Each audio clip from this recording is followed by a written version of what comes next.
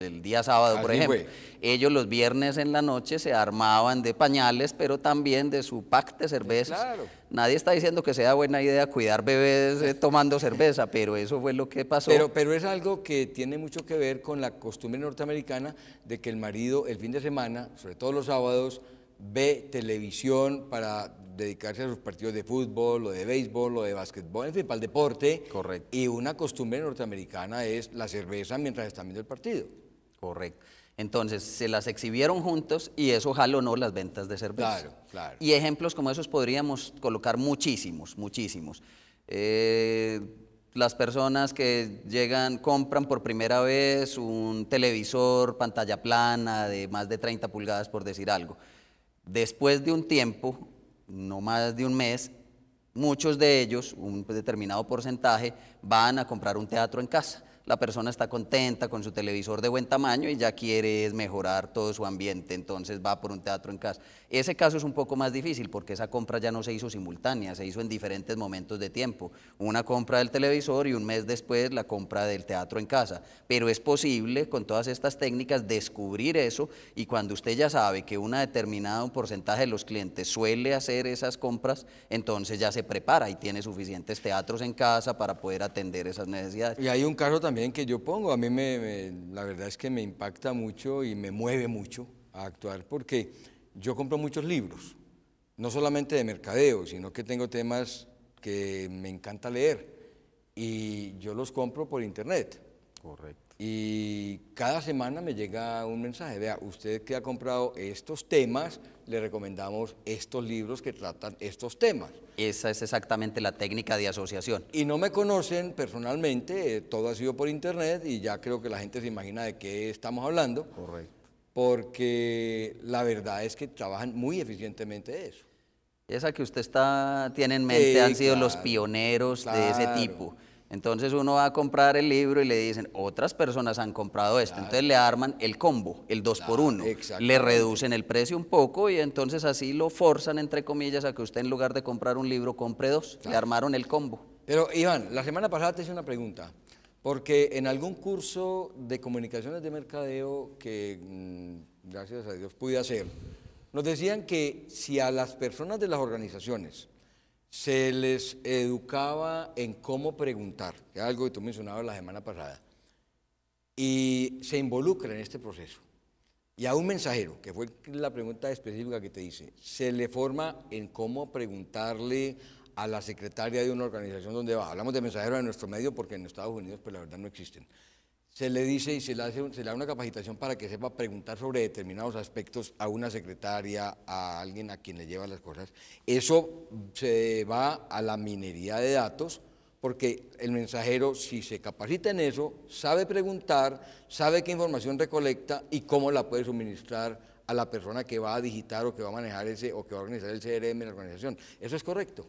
Sí, o sea, cualquier persona podría ser una fuente de información para la toma de decisiones. Siempre y cuando Entonces, sepa hacerlo. correcto, entonces se le da el entrenamiento adecuado, se recoge la información, se almacena y luego se le pueden hacer los análisis. Y sí, hay asociaciones insospechadas, como esa de pañales con cerveza y Claro. muchas otras. Y podemos Entonces, mencionar donde algunas otras. Claro. donde uno menos piensa, puede haber una fuente de información valiosa. Como es la asociación que uno encuentra entre familia y hoteles, por ejemplo, que el Hotel Dan Carton presenta una serie de aspectos para las familias en nuestro medio insospechadas.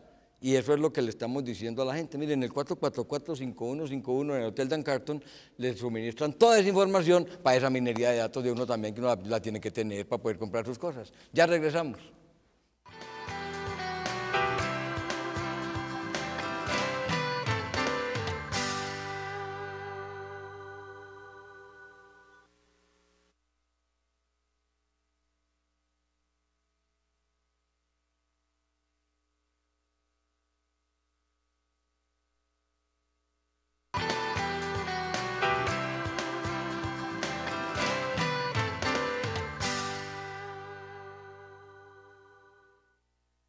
Iván, la semana pasada tocaste un punto que es fundamental en el mercadeo actual, el CRM, que es fundamental no en cuanto a lo que se hace, sino a cómo se hace. porque el CRM es una herramienta tecnológica para manejar un relacionamiento con el cliente. Eso se daba antes sin necesidad de la tecnología por las circunstancias que se vivían. Hoy, que ya las variables que maneja un ser humano son muchísimas más, porque no es lo mismo de los años 50, 60, 80, 90 o 2000, ya las variables son muchas más. Ese CRM lo tocaste la semana pasada. ¿Cómo se relaciona esa minería de datos con el CRM? El CRM tiene dos vertientes, el CRM operacional, que es donde está todo esto de la automatización de fuerza de ventas y son temas más operativos, pero hay una parte del CRM que es el CRM analítico. En el CRM analítico es donde es un hijo de la minería de datos. La minería aplica a CRM, que es gestión de conocimiento del cliente, o a muchísimos otros temas, médicos, bancarios, tiene aplicación en casi cualquier área del saber. Entonces el CRM como tal, analítico, el CRM analítico es una vertiente de la minería de datos. Entonces la minería de datos con técnicas de segmentación, con técnicas de asociación, con técnicas predictivas que también las hay, pues es una forma de conocer mejor al cliente. La segmentación, nosotros lo llamamos clustering, son unos algoritmos que analizan mis datos y me subdividen, me arman grupos naturales en los datos, grupos que no saltan a la vista, como precisamente son tantas las variables que yo puedo tener, las técnicas de clustering de este tipo de minería de datos me encuentra y me dice, por decir algo, usted tiene un 28% de mujeres solteras, de buenos ingresos, entonces es información que no es tan fácil de encontrar porque son muchas las variables que él le reúne. Cuando usted tiene información, ve cómo la explota.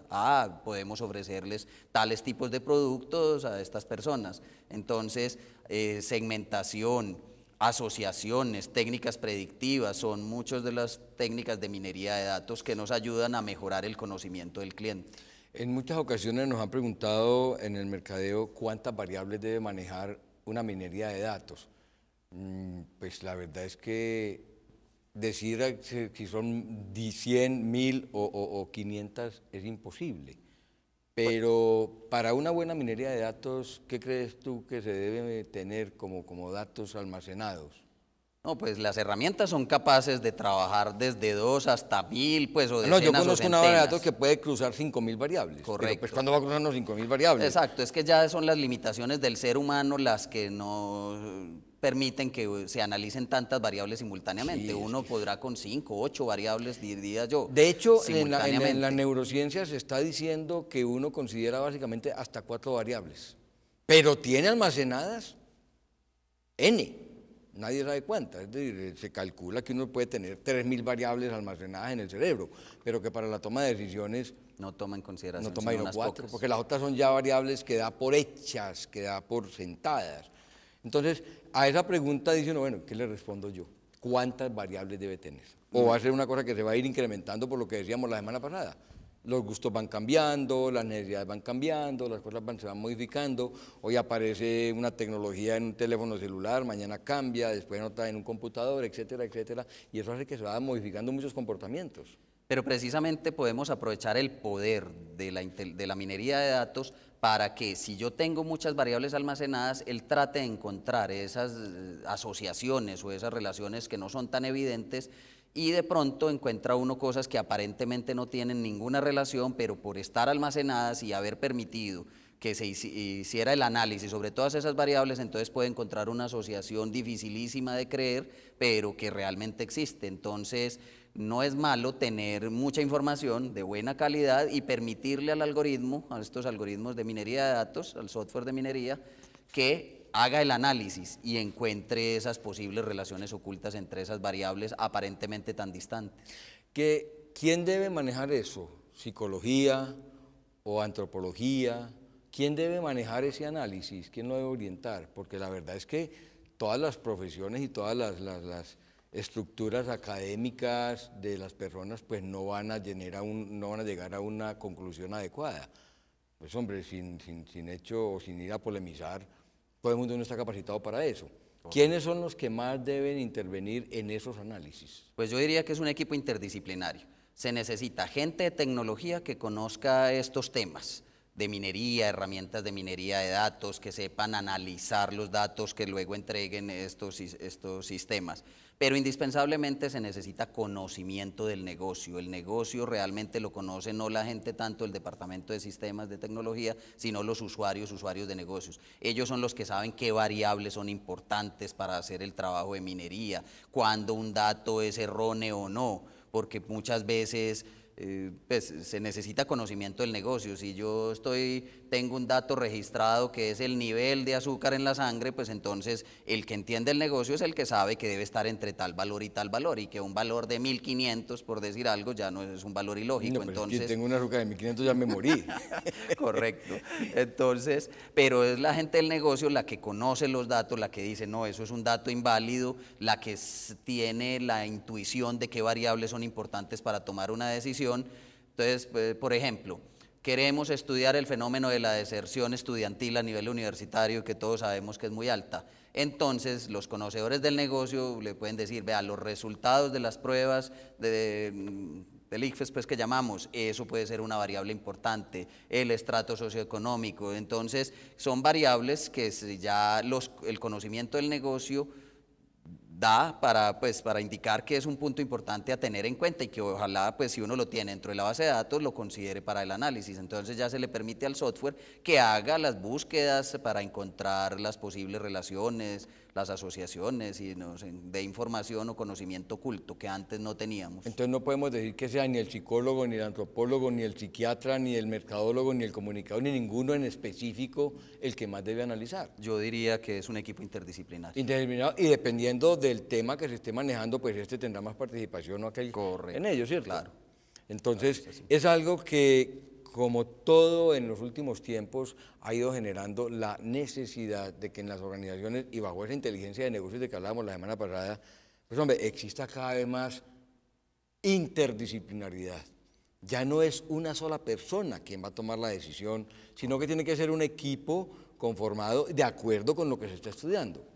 Eso hace parte de la inteligencia de negocios que tú explicas. De hecho, viene tomando mucha fuerza un concepto que son los centros de competencias de inteligencia de negocios. Son unos, con las A ver, siglas pero en aguante un momentico, porque ese puntico dejémoslo para empezar la última parte del programa, ¿te parece? Muy bien, Carlos. Entonces vamos a mostrarle a la gente que hay una entidad aquí que se llama Elementos y Complementos, una empresa que para todas esas decisiones hay que estar muy cómodos, estar bien sentados con unas mesas adecuadas. Y Elementos y Complementos con Herman Miller, esa marca que ellos distribuyen, le pueden facilitar a las empresas esa inteligencia de negocios. En el 444-2292 hay más información, ya volvemos.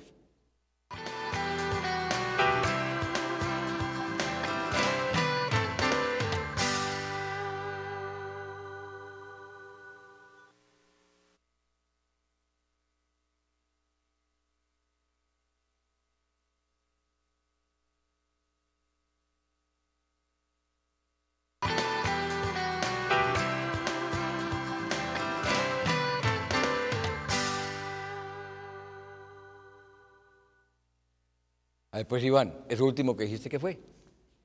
Que se denominaba, ¿cómo era? ¿Qué fue lo que mencionaste? Estamos hablando de los centros de competencia Eso, de exactamente. inteligencia de negocios. Las siglas en inglés es BI, de Business Intelligence, que es como se conoce toda esta temática de inteligencia de negocios. Bueno, ahora sí, ¿eso cómo se come?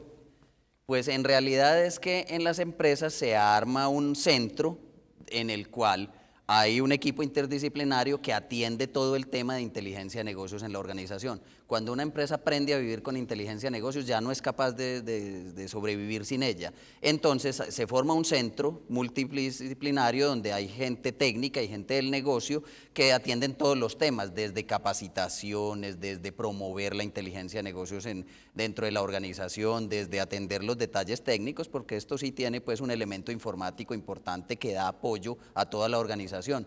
La idea es que los objetivos estratégicos del negocio estén apoyados por todo el tema informático, que se alinee de todas maneras pues la informática con el negocio pues para que realmente sea un respaldo para la organización. Oigan, en el mercado se ha hablado mucho últimamente sobre comités de clientes o conformar grupos de clientes para participar en ese tipo de análisis. ¿Eso lo han considerado ustedes en esta óptica o no? Pues En realidad, pues el tema es, sí, como que los clientes se reúnan, pues Claro, para... se reúnan con personal de la organización a discutir, a hablar, a opinar, a sugerir. Es que el mundo de hoy ya no es, por ejemplo, los ERPs de antes eran muy centrados al interior de la organización, pero hoy ya se habla de ERPs 2.0 en donde se extienda eso y se abarque tanto a los clientes como a los proveedores. Hay que permitirle a los clientes y a los proveedores entrar a nuestra información, darle información, porque ya son